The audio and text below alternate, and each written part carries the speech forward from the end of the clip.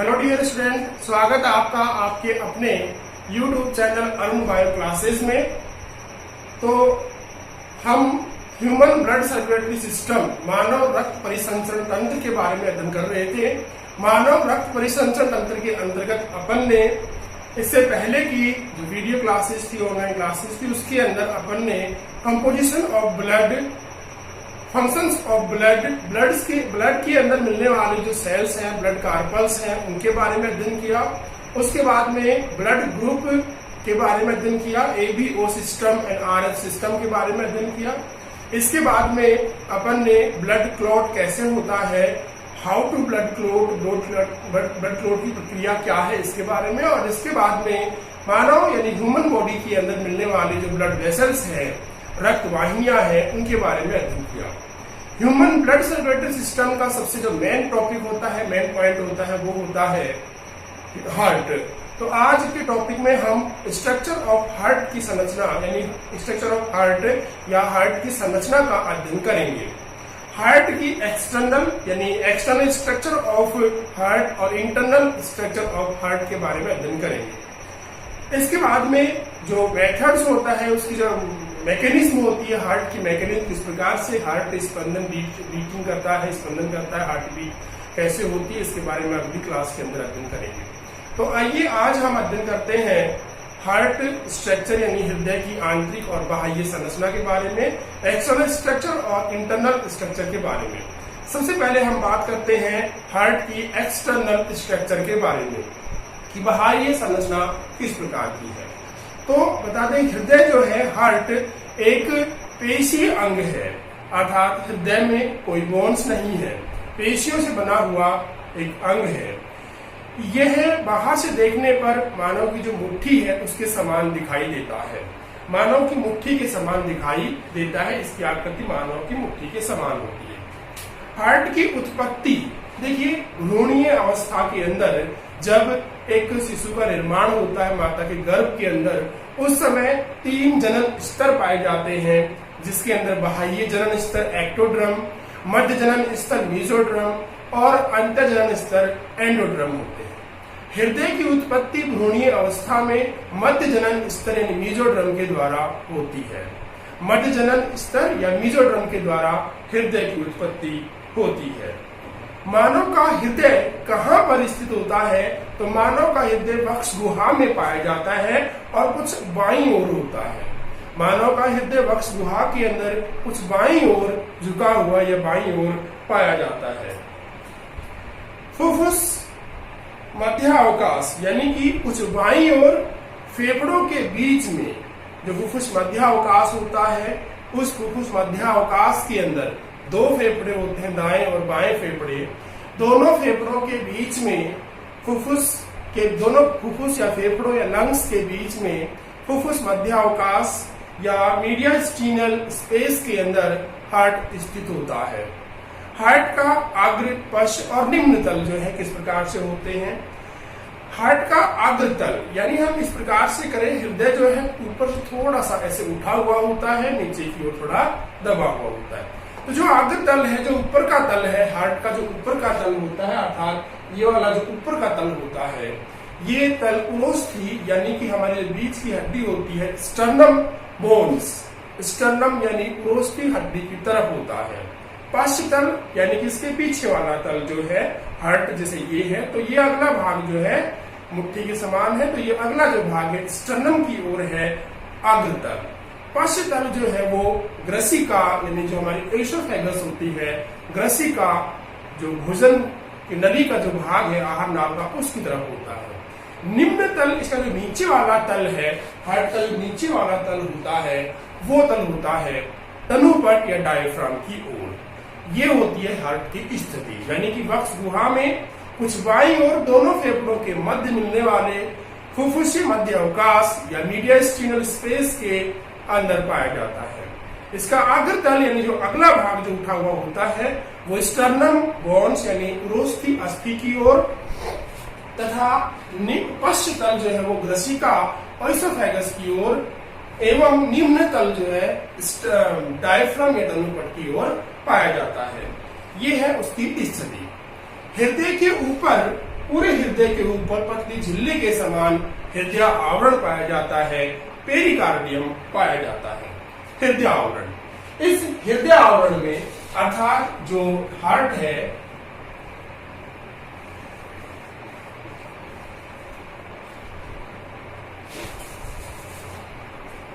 Heart के अंदर इस प्रकार से अपन थोड़ा सा आरेखीय रूप से डायग्राम करें तो इस तरह से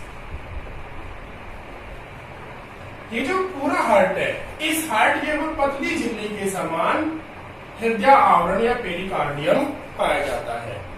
इस हृदय आवरण के अंदर एक तरल भरा होता है जिसे पेरिकार्डियल तरल कहते हैं या परिहृदयी तरल कहते हैं।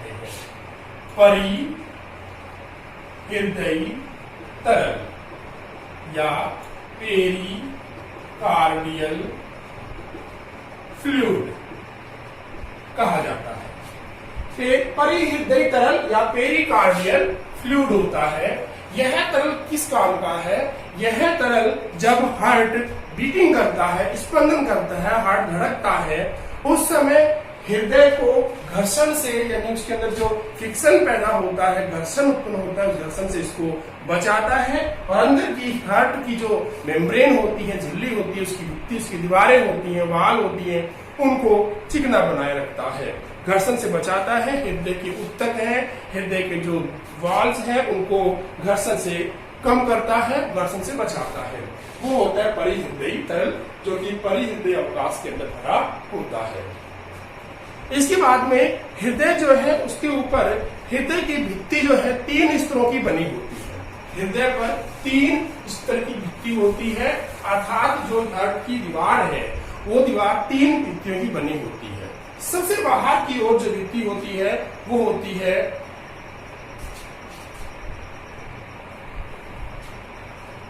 सबसे बाहरी जो स्तर होता है उसे कहते हैं अधिहृदय स्तर। अधिहृदय स्तर अर्थात एपिकार्डियम,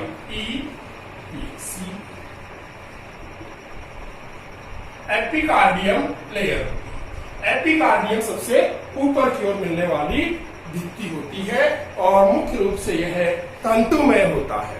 एपिकार्डियम जो स्तर है, अधिहृदय स्तर है, एपिकार्डियम सबसे बाहर की ओर होता है जो कि तंतुमय होता है। ये इसका पहला स्तर होता है। भित्ति की दूसरा स्तर जो है वो होता है मध्य हृदय स्तर, जो कि पेशीय होता है। मध्य हृदय स्तर ये पेशीय होता है, अर्थात इसी भाग के अंदर पेशियां अधिक पाई जाती हैं। मुख्य रूप से हृदय मिलने वाले जो पेशियां होती हैं वो कार्डियक मसल्स होती है, हृदय पेशी होती है। तो मध्य हृदय स्तर या फिर इसको हम पेशीय स्तर होता है, इसलिए इसको मायोकार्डियम भी कहा जाता है। इंग्लिश में मायोकार्डियम, मायोकार्डियम स्तर, मध्य स्तर होता है, मध्य हृदय स्तर।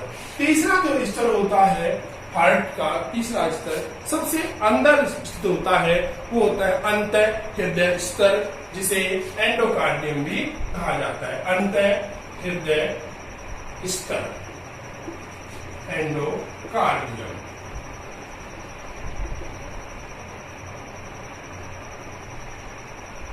एंडोकार्डियम अंत हृदय स्तर जो सबसे अंदर की ओर होता है, ये मुख्य रूप से अंत उपकला और लचीले तंतुओं के द्वारा बना होता है। यह स्तर लचीला होता है, जो कि अंत उपकला जो अंदर की एपिथेलियम है उसके द्वारा बना होता है, जिसे एंडोकार्डियम कहते हैं।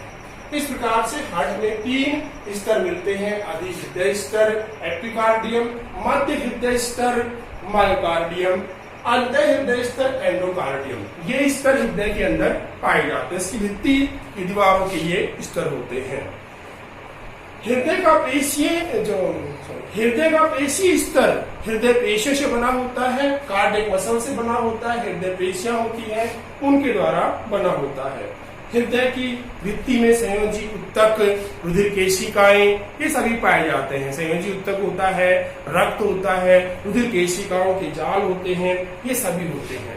हृदय में तंत्रिका कोशिकाओं का अभाव होता है। हृदय में तंत्रिका कोशिकाएं नहीं होती हैं, अर्थात हृदय पर मस्तिष्क का कोई कंट्रोल या नियंत्रण नहीं होता है।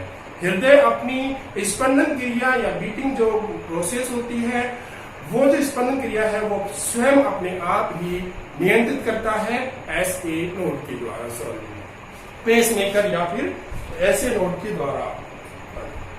SAN नोड है, उसके द्वारा यह अपनी हृदय क्रिया को नियंत्रित करता है। SA नोड साइनो-ऑरिकुलर नोड या सिरा आलिंद पर्व या गांठ के द्वारा। लेकिन हृदय में स्वायत्त शासी तंत्रिका तंत्र, ऑटोनोमस नर्वस सिस्टम जो है, उसका कुछ भाग जो है वो हृदय में आते हैं। उसके कुछ तंतु ऑटोनोमस नर्वस सिस्टम के कुछ तंतु हृदय में पाए जाते हैं, होते हैं। बाकी हृदय के अंदर तंत्रिका कोशिकाओं का अभाव होता है। हृदय अपना जो कार्य प्रणाली है, उसकी धड़कन है, उसकी जो कार्य है, उसका नियंत्रण स्वयं करता है SAN यानी कि साइनो-ऑरिकुलर नोड के द्वारा। ये था हृदय की बाह्य संरचना। अब अपन अध्ययन करते हैं हृदय की आंतरिक संरचना का, इंटरनल स्ट्रक्चर का। इंटरनल स्ट्रक्चर को पढ़ने से पहले अपन एक बार ध्यान दीजिएगा इस डायग्राम पे, क्योंकि जो डायग्राम बना हुआ है ये चित्र इंटरनल स्ट्रक्चर का है, हृदय की आंतरिक संरचना का है।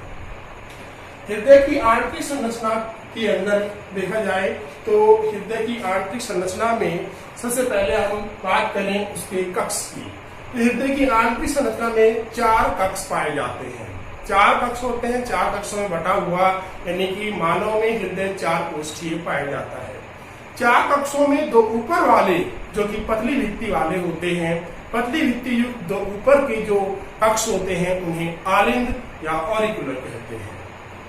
उसके बाद में नीचे के ऑरिकल 2 आलिंद ऊपर के पतली भित्ति वाले, और जो नीचे के 2 पतली भित्ति के होते हैं, जो मोटी भित्ति युक्त होते हैं, मोटी भित्ति युक्त नीचे के 2 निलय होते हैं। इस प्रकार से हृदय 2 भागों में आलिंद और निलय में बटा होता है, लेकिन अंदर से कक्ष 4 कक्ष पाए जाते हैं। इसके बाद में नीचे के आलिंद ऊपर के आलिंद ऑरिकल और नीचे के निलय वेंट्रिकल कहलाते हैं। आलिंद व निलयों के मध्य एक दरार होती है। देखिए, आलिंद और निलय दोनों को बांटने के लिए, ऊपर का आलिंद है, नीचे निलय है, दोनों को बांटने के लिए दरार या सल्क्स पाई जाती है, कोरोनरी सल्क्स या फिर आलिंद निलय दरार कहते हैं। आलिंद निलय दरार,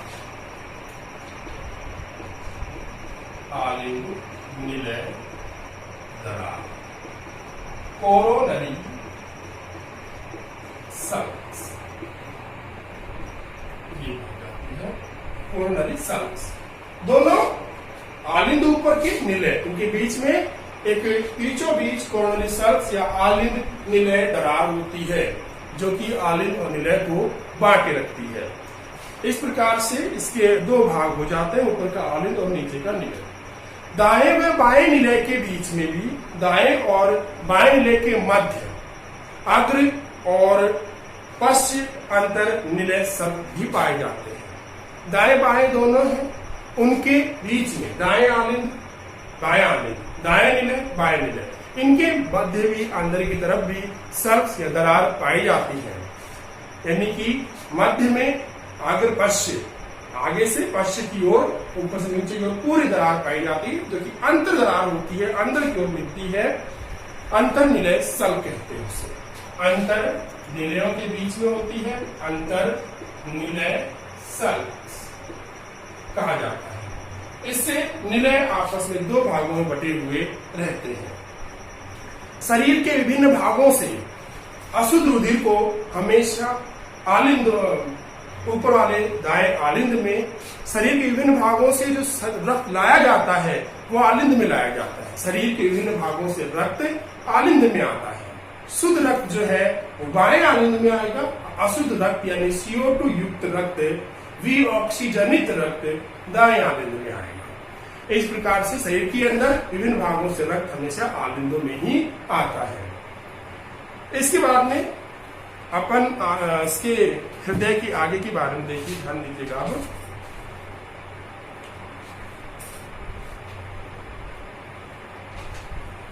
आलिंदों की जो भित्ति है वो निलयों की अपेक्षाकृत पतली होती है। आलिंदों की भित्ति निलयों की अपेक्षाकृत पतली होती है और निलयों की भित्ति मोटी होती है। आलिंद दाहिने व बाएं, दाहिने व बाएं, एक मिनट देखिए, आलिंद की भित्ति पतली होती है। दोनों आलिंद अर्थात दाएं बाएं, दो आलिंद हैं। एक आलिंद ये है दायां आलिंद और इधर बायां आलिंद है। दोनों आलिंदों के मध्य यानी बाएं और दाएं आलिंद के मध्य में एक मध्य पट्टी द्वारा पूर्ण रूप से बटे होते हैं। बीचों बीच एक मध्य पट्टी के द्वारा दोनों दो भागों में बटे हुए होते हैं। इस पट्टी को अंतः आलिंद पट या इंटर ऑरिकुलर सेप्टम कहते हैं। इंटर ऑरिकुलर सेप्टम कहते हैं। तो ध्यान दीजिएगा, दोनों आलिंद, दो आलिंद हैं, वो दोनों आलिंद आपस में मध्य में से बटे हुए होते हैं, जो जिसे आलिंद अंतरा आलिंद पट कहते हैं। अंतरा आलिंद पट, इसके द्वारा अंतरा आलिंद पट के द्वारा बटे होते हैं। Inter auricular septum, inter auricular septum के द्वारा, ऑरिकुलर सेप्टम के द्वारा बटे हुए होते हैं। इस सेप्टम पर, इस पट पर, इंटर ऑरिकुलर पट के ऊपर एक छोटा सा गड्ढा पाया जाता है।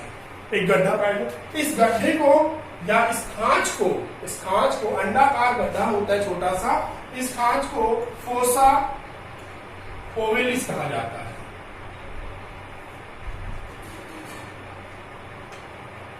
फोसा ओवेलिस, फोसा ओवेलिस कहते हैं। इस गड्ढे के बारे में ध्यान दीजिएगा। अंतरा आलिंद पट कहाँ मिल रहा है?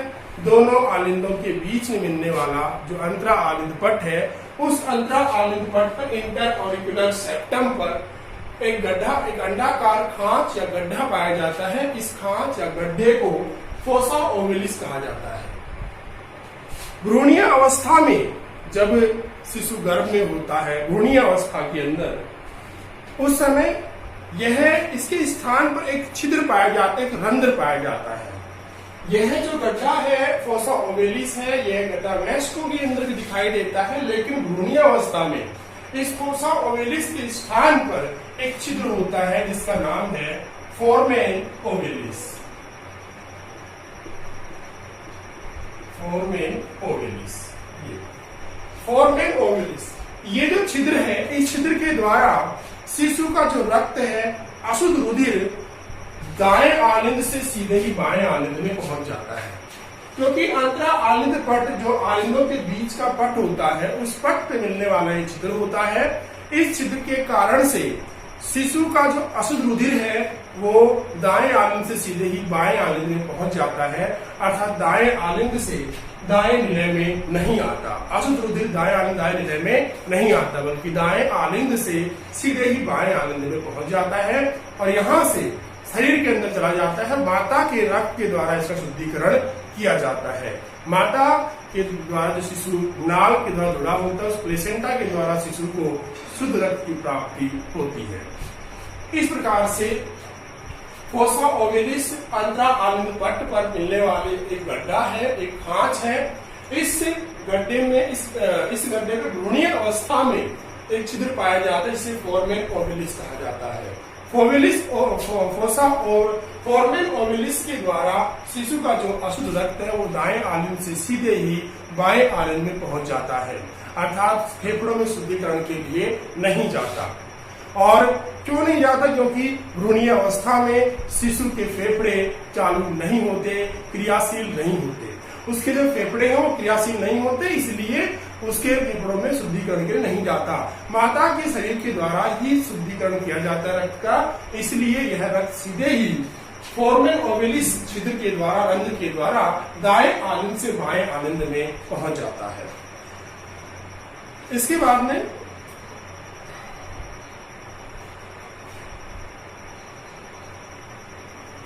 इसी तरह से फेफड़ों में पहुंच जाए। उसके बाद में देखिए दाहिने आलिंद की पृष्ठ भित्ति में 3 पृथक, दाएं आलिंद की पृष्ठ भित्ति में, दाहिने आलिंद की पृष्ठ भित्ति में उपस्थित 3 पृथक छिद्रों द्वारा, दाहिने आलिंद की पृष्ठ भित्ति में उपस्थित 3 छिद्र के द्वारा, 3 छिद्र होते हैं के द्वारा 2 अग्र महाशिरा और एक पश्च महाशिरा आकर के खुलती है।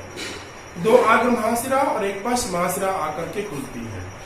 इन महाशिराओं के ऊपर, इन महाशिराओं के 2 अग्र महाशिराओं के बीच में एक कपाट पाया जाता है। देखिए ध्यान दीजिएगा, ऊर्ध्व महाशिरा है ये, जिसे अग्र महाशिरा भी कहते हैं। तो ये 2 होती है, अग्र महाशिरा और एक निम्न महाशिरा। 2 अग्र महाशिरा और एक निम्न महाशिरा के ये 3 छिद्र होते हैं, 3 रंध्र होते हैं। एक पश्च महाशिरा, 3 पृथक छिद्रों द्वारा 2 अग्र महाशिरा और एक पश्च महाशिरा आकर के खुलती है। तो यहाँ पर एक बात का ध्यान दीजिएगा, इन दोनों 2 अग्र महाशिरा और एक पश्च महाशिराओं के छिद्र जो है वो आकर खुलते हैं दाहिने आलिंद की पृष्ठ भित्ति पर। दाहिने आलिंद की ऊपर की जो पृष्ठ भित्ति होती है इसके ऊपर आकर के खुलते हैं। यहाँ पर 2 अग्र महाशिराओं की, सिर्फ 2 अग्र महाशिरा, ये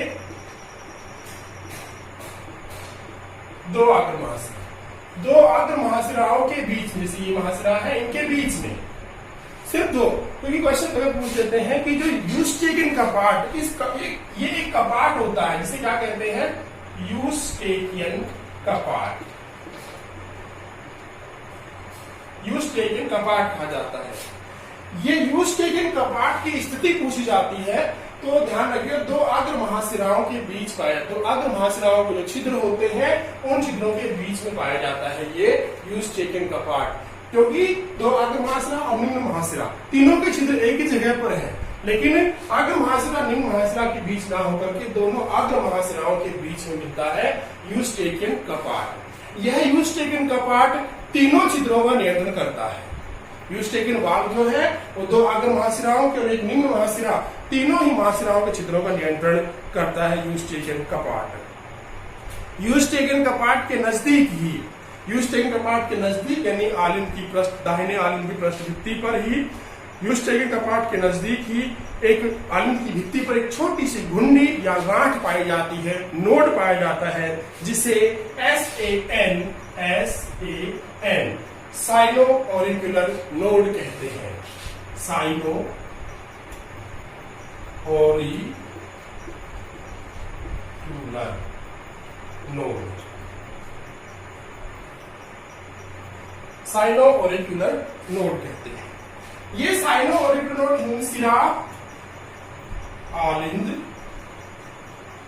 पर, सिरा आलिंद पर साइनो ऑरिकुलर नोड या सिरा आलिंद पर्व पाया जाता है। यूस्टेकियन कपाट के नजदीकी आलिंद की भित्ति पर एक गांठ या एक पर्व पाया जाता है, एक संधि पाई जाती है जिसे साइनो ऑरिकुलर नोड या SAN सिरा आलिंद पर्व कहा जाता है।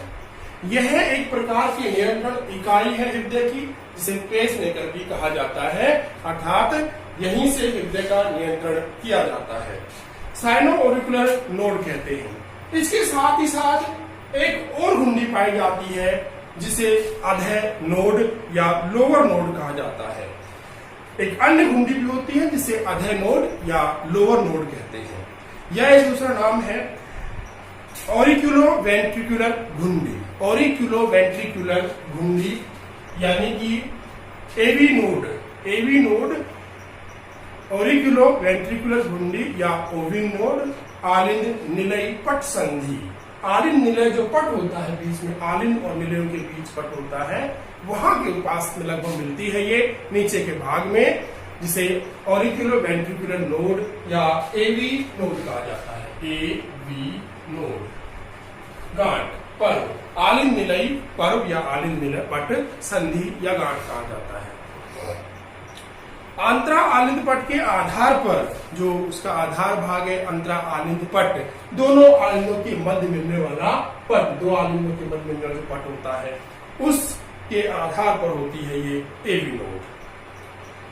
दोनों घुंडियां तंत्रिका रज्जु, अब देखिए एस ए नोड है, एक ये है और एक ए बी नोड है।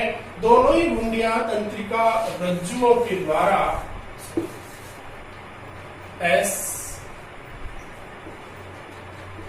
ए नोड, दोनों रज्जु तंत्रिका तंतुयुक्त पेशियों की बनी होती है। तंत्रिका युक्त पेशियों के द्वारा बने होते हैं, दोनों ही पेशियों के द्वारा बने होते हैं। इसमें तंतु निकलकर क्रमशः आलिंदों और निलयों की पेशियों में जाते हैं। SAN से VAVN से, दोनों से तंत्रिका तंतु होते हैं, तंत्रिका तंतु पेशियों होते हैं और इनसे निकलने वाले तंतु पूरे हृदय के अंदर जाते हैं।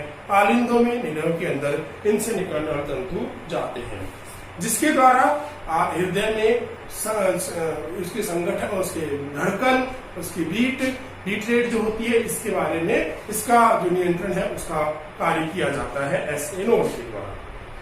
दोनों घुंडियों द्वारा परस्पर जुड़ी रहती, दोनों घुंडियां आपस में परस्पर तंतुओं द्वारा ही जुड़ी हुई होती हैं। जो तंतु होते हैं, फिलामेंट्स होते हैं, इनके द्वारा जुड़ी होती है। साथ ही साइनो ऑरिकुलर नोड यानी SA node, sino auricular node जो है, इसे मस्तिष्क की वेगस तंत्रिका और तंत्र की कार्डियक तंत्रिका रज्जु की मस्तिष्क की वेगस तंत्रिका जो कि हृदय में आती है, और तंत्रिका रज्जु यानी मेड रज्जु जो है, स्पाइनल कॉर्ड है, उसकी कार्डियक तंत्रिका से संबंधित होती है। ऐसे नोड मस्तिष्क की वेगस और तंत्रिका रज्जु की कार्डियक तंत्रिका से संबंधित होता है, जिसके द्वारा ये हृदय पे कंट्रोल बनाए रखता है। हृदय के स्पंदन का नियमन साइनो ऑरिकुलर नोड, ध्यान दीजिएगा, हृदय के स्पंदन का नियमन साइनो ऑरिकुलर नोड या एसए नोड के द्वारा किया जाता है। यानी हृदय को धड़कना, कब स्पीड ज्यादा होनी है, कम होनी है, उसी गति किस प्रकार से गति निर्धारित करता है ये, इसलिए एसए नोड को गति निर्धारक या पेस मेकर कहा जाता है। पूरे हृदय पर इसी का द्वारा कंट्रोल होता है। बाएं आलिंद में एक सह छिद्र द्वारा फेफड़ों से बाएं आलिंद, ध्यान दीजिएगा, अपन थोड़ा सा बाएं आलिंद की तरफ चले गए हैं। बाएं आलिंद में एक सह छिद्र के द्वारा यानी एक ज्वाइंट छिद्र के द्वारा फुफ्फुसीय सिराएं आकर के खुलती हैं। फुफ्फुसीय सिरा, नाम सिरा है, आपको दिमाग में हमेशा रहता है कि सिराओं में अशुद्ध रुधिर बहता है, लेकिन क्योंकि ये कहा भी गया है कि हृदय के अंदर, मतलब ये भी है कि हृदय में जो भी रक्त लेके आ रही है नलिकाएं, उन्हें सिरा कहते हैं, और रक्त लेके जाती है उन्हें धमनी कहते हैं। लेकिन फेफड़ों से आने वाली जो सिरा होती है वो सिरा ही होती है, लेकिन वो शुद्ध रुधिर लेकर के आती है। तो फेफड़ों के हृदय में दो ज्वाइंट छिद्रों के द्वारा, सह छिद्रों के द्वारा दो प्लोमिनरी सिराएं या फुफ्फुसीय सिराएं आकर के खुलती हैं, जो बाएं आलिंद में शुद्ध रुधिर को लेकर के आती है। शुद्ध रुधिर बाएं आलिंद के अंदर भर दिया जाता है। फुफ्फुसीय सिरा पर ध्यान दीजिएगा आप, फुफ्फुसीय सिरा जो कि दो होती है, यहाँ पे आपको दिख रहा होगा, बाएं फुफ्फुसीय सिरा, दाएं फुफ्फुसीय सिरा। बाएं फुफ्फुसीय सिरा बाएं फेफड़े से, दाएं फुफ्फुसीय सिरा दाएं फेफड़े से रक्त लेकर आती है और शुद्ध लेकर के आती है। ये मत देखिएगा आप कि दाएं तरफ है तो ये अशुद्ध रुधिर को यहाँ पे ला रही है, नहीं, दाएं फुफ्फुसीय सिरा बाएं फुफ्फुसीय सिरा दोनों ही शुद्ध रुधिर को लेकर के आकर के आलिंदों के अंदर भर देती है। आलिंदों में फुफ्फुसीय सिरा है लेकिन शुद्ध रुधिर लेकर के आती, फेफड़ों में ऑक्सीजनित O2 युक्त रुधिर को लेकर के बाएं आलिंद में पहुंचती है प्लमनरी सिरा यानी कि फुफ्फुसीय सिरा।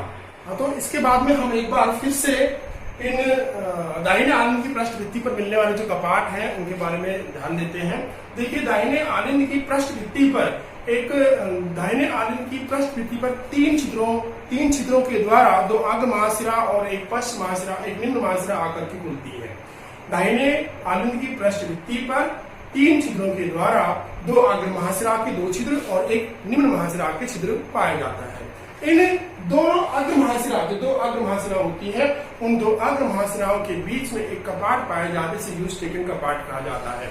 यह यूस्टेकन कपाट तीनों छिद्रों का नियंत्रण करता है, यानी कि दो अग्र महाशिरा के छिद्र और एक निम्न महाशिरा के छिद्रों का नियंत्रण किया जाता है। इसी यूस्टेकन कपाट के पास में ही दाहिने आलिंद की पृष्ठभित्ति पर एक और गांठ पाई जाती है, एक नोड पाया जाता है, जिसे SAN नोड या साइनो ऑरिकुलर नोड कहा जाता है। सिरा आलिंद गांठ कहा जाता है, पर्व कहा जाता है, साइनो ऑरिकुलर नोड कहा जाता है। यह हृदय की गति निर्धारक या पेस मेकर होता है। सिरा आलिंद घुंडी कहा जाता है। इसी घुंडी के पास में एक और घुंडी पाई जाती है जिसे अधः नोड या अधः घुंडी या लोअर नोड कहा जाता है। इसको दूसरा नाम है ऑरिकुलो वेंट्रिकुलर नोड या AV node. Auriculo AV node, auriculo ventricle node या आलिंद निलय पर्व संधि, आलिंद निलय पर्व संधि या आलिंद निलय पट संधि कहा जाता है। ये पाई जाती है। यह अंतरा आलिंद पट्टी के आधार पर स्थित होती है। आलिंद का जो अंतर का भाग होता है, दो आलिंदों के बीच का अंतरा आलिंद पट है, उसके आधार पर यह स्थित होती है। दोनों घुंडियां तंतुमय रज्जुओं के द्वारा आपस में जुड़ी होती है। दोनों घुंडियां तंतुमय रज्जु के द्वारा आपस में जुड़ी होती हैं या तंतुमय रज्जु जो है उनके युक्त पेशियों की बनी हुई होती हैं। इनसे तंतु निकलकर पूरे हृदय में निलय और आलिंदों में और निलय में जाते हैं, जिस कारण सूचनाओं का संप्रेषण किया जाता है। दोनों घुंडियां तंतु द्वारा परस्पर जुड़ी है, दोनों तंतुओं द्वारा आपस में जुड़ी हुई होती हैं। साथ ही साथ साइनो ऑरिकुलर जो नोड है, एसए नोड है, उस पर वो जो है एसए नोड है वो मस्तिष्क की वेगस तंत्रिका और तंत्रिका रज्जु की कार्डियल जो कार्डियल तंत्रिका है, तंत्रिका रज्जु की कार्डियल तंत्रिका, मस्तिष्क की वेगस तंत्रिका से संबंधित होता है एसए नोड। एसए नोड के द्वारा हृदय की जो गति है उसका निर्धारण किया जाता है, स्पंदन क्रिया का नियमन किया जाता है। इसीलिए साइनो ऑरिकुलर नोड को गति निर्धारक या पेश मेकर कहा जाता है।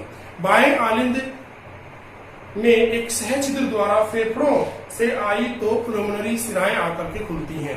बाएं आलिंद की बात करते हैं अपन, तो बाएं आलिंद में एक सहछिद्र के द्वारा आई दो फुस्सीय सिराएं होती हैं, दो फुस्सीय सिराएं होती हैं। दोनों फुस्सीय सिराएं आकर के बाएं फेफड़े से दाएं फुस्सीय सिरा दाएं फेफड़े से आती है और आलिंद के अंदर खुलती है। तो बाएं के बाद अपन बात बाएं की कर रहे हैं, अब दाएं आलिंद से अपन बाएं आलिंद पे आ गए हैं, दाहिने पार्ट से बाएं पार्ट्स पर। तो फुस्सीय सिरा जो कि बाएं फुस्सीय सिरा बाएं फेफड़े से, दाएं फुस्सीय सिरा दाएं फेफड़े से रक्त शुद्ध रुधिर को लेकर के आकर के आलिंदों में बाएं आलिंद में भरती है। दोनों निलयों के बीच में अपन बात करें अब आगे, तो दोनों निलय यानी कि एक दाएं निलय है एक बाएं निलय है, इन दोनों निलय के बीच में पट पाया जाता है जिसे कहा जाता है अंतरा निलय पट। इसी प्रकार से दोनों आलिंदों के बीच में पट होता है जिसे अंतरा आलिंद पट कहा जाता है। इसके बाद में आलिंद निलय के पट, आलिंद और निलय भी आपस में बटे हुए होते हैं। दोनों आलिंद, यहाँ के बाएं आलिंद बाएं निलय, दाएं आलिंद दाएं निलय भी बटे हुए होते हैं। इनको आलिंद निलय पट कहा जाता है, यानी कि ऑरिकुलो वेंट्रिकुलर सेप्टम आलिंद निलय पट कहते हैं। बाएं आलिंद और निलय के बीच मिलने वाले पट को आलिंद निलय पट कहा जाता है। आलिंद निलय सेप्टम या ऑरिकुलो वेंट्रिकुलर सेप्टम।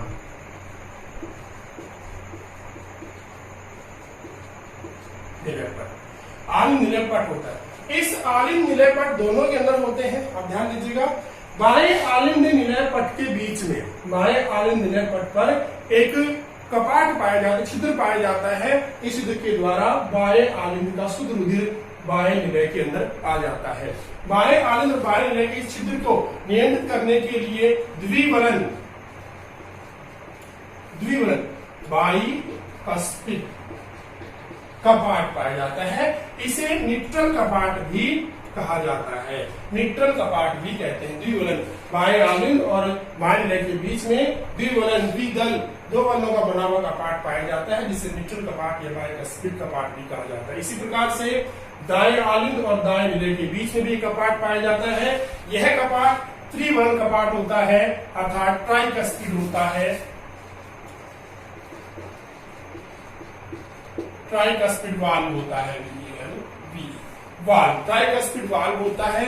यह वाल्व, दोनों ही वाल्व जो है आलिंदों से रक्त को निलय में आपको आने देते हैं, परंतु निलय से वापस रक्त को आलिंदों में नहीं जाने देते, अर्थात विपरीत प्रवाह को रोकते हैं।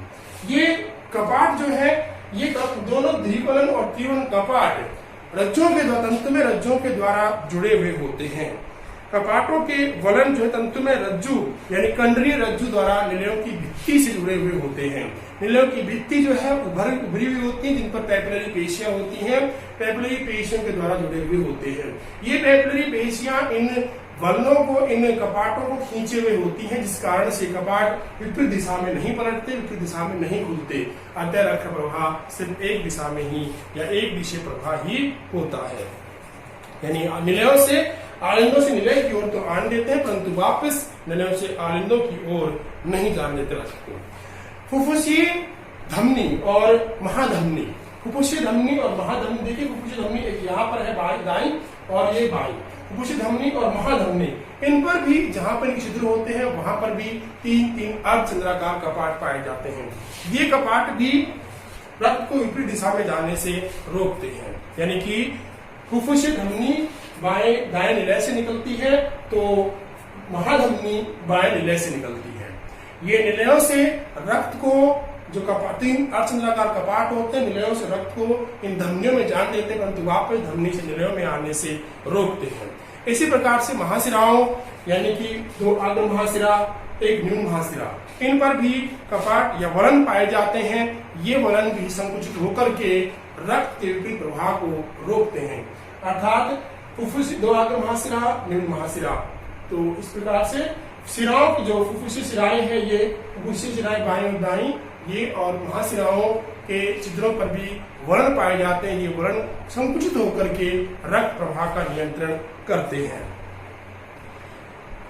निलयों की भित्तियां अधिक मोटी होती है, क्योंकि निलयों पर अधिक दाब होता है। निलयों से रक्त को पूरे शरीर में पहुंचाना होता है या फेफड़ों में पहुंचाना होता है। अतः निलयों में संकुचन तेजी से और तीव्रता और अधिक ताप से होता है। अतः ये भित्ति टूट ना जाए, इसलिए इनकी भित्ति ज्यादा मोटी होती है। बाएं निलय की भित्ति दाएं निलय से 3 गुना, अपेक्षाकृत 3 गुना मोटी होती है। बाएं निलय की दीवार जो है दाएं निलय से 3 गुना मोटी होती है। ये वाला पार्ट है, इसकी भित्ति 3 गुना ज्यादा मोटी होती है। इसके बाद में हमें थोड़ा सा एक बार ध्यान दें हृदय की कार्य प्रणाली पर, इस प्रकार से इसमें रक्त प्रवाह होता है, तो ध्यान दीजिए। सबसे पहले शरीर से ऑक्सीजनित रुधिर को, यानी कि ऑक्सीजनेटेड ब्लड जो है फेफड़ों से शुद्ध होकर के आता है बाएं आलिंद में। बाएं आलिंद में रक्त को लाने वाली होती फुफ्फुसीय शिरा। बाएं फेफड़े से बाएं फुफ्फुसीय शिरा, दाएं फेफड़े से दाएं फुफ्फुसीय शिरा आती है, दोनों ही आकर के आलिंद में आकर के, बाएं आलिंद में आकर के खुलती है। इसी प्रकार से शरीर का पूरा अशुद्ध रुधिर और प्लस में हृदय की भित्तियों का अशुद्ध रुधिर लेकर के आती है महाशिराएं, निम्न महाशिरा और अग्र महाशिरा। निम्न महाशिरा और अग्र महाशिरा, निम्न महाशिरा और 2 अग्र महाशिराएं जो होती हैं, ये शरीर से पूरे अशुद्ध रुधिर को लेकर के आती है। साथ साथ कोरोनरी साइनस भी होती है, जो हृदय की भित्ति से लेकर आती है। इसी प्रकार से कोरोनरी आर्टरीज होती हैं, जो कि रक्त को लेकर के हृदय की भित्ति में पहुंचती हैं। इसके बाद में बाएं आलिंद से शुद्ध रुधिर को बाएं निलय में द्विवेण कपाट की तरह भेज, द्विवेण कपाट खुल जाता है, बाएं निलय में आ जाता है। बाएं निलय से पूरे शरीर में महाधमनी लेकर के पहुंच जाती है। महाधमनी जो बाएं निलय से निकलती पीछे की ओर से और यहाँ से निकलती, यहाँ पर ही इसके पास जहाँ पे निकलती है बाएं निलय से, वहीं पर कोरोनरी आर्टरीज पाई जाती है। कोरोनरी आर्टरीज सिर्फ हृदय को, केवल हृदय को रक्त प्रवाहित करती शुद्ध रुधिर।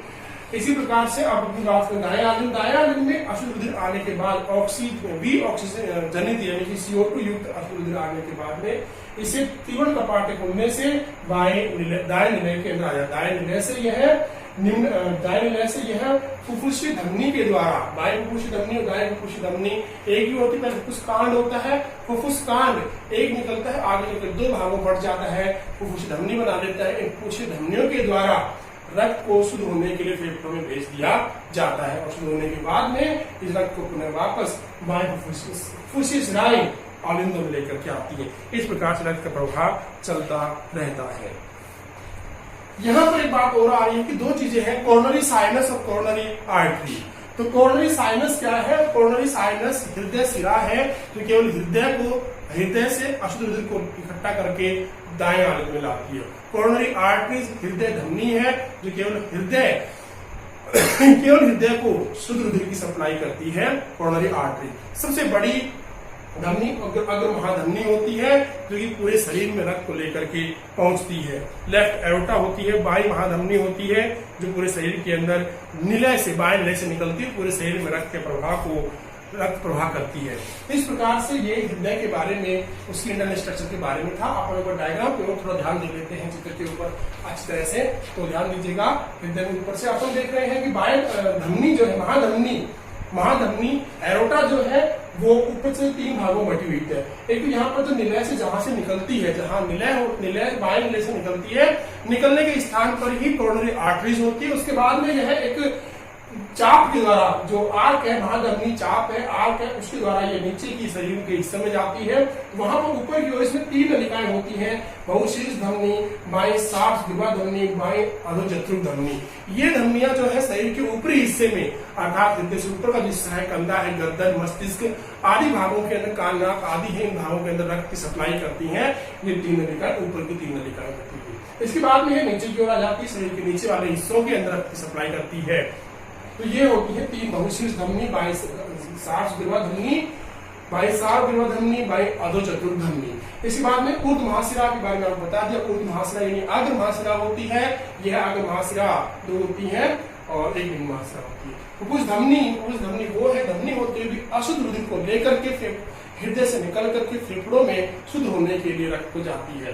दाएं फुफ्फुसीय धमनी और दाएं फुफ्फुसीय सिरा और बाएं फुफ्फुसीय सिरा भी इसी प्रकार से है, जो कि सिरा है लेकिन फेफड़ों से शुद्ध रुधिर को लेकर के बाएं आलिंद में लाती है। दायां आलिंद है और दायां निलय है, दोनों के बीच कपाट है। इसी प्रकार से बायां आलिंद और बायां निलय के बीच में द्विवलन या बाइकस्पिड कपाट या मिट्ल कपाट पाया जाता है। तो ये था अपना हृदय की इंटरनल और एक्सटर्नल स्ट्रक्चर के बारे में। आप ध्यान से इस वीडियो को देखिएगा, अच्छा आपको समझ में आएगा और वीडियो को देख करके अपने नोट्स कुछ को तैयार करने की कोशिश कीजिएगा। नोट्स तैयार कीजिएगा, इसको देख करके अच्छी तरह से। अगली क्लास के अंदर अपन पढ़ेंगे वर्क ऑफ हार्ट, यानी हार्ट किस प्रकार से कार्य करता है, इसी कार्य प्रणाली किस प्रकार से है। तो आज की क्लास में इतना ही, धन्यवाद।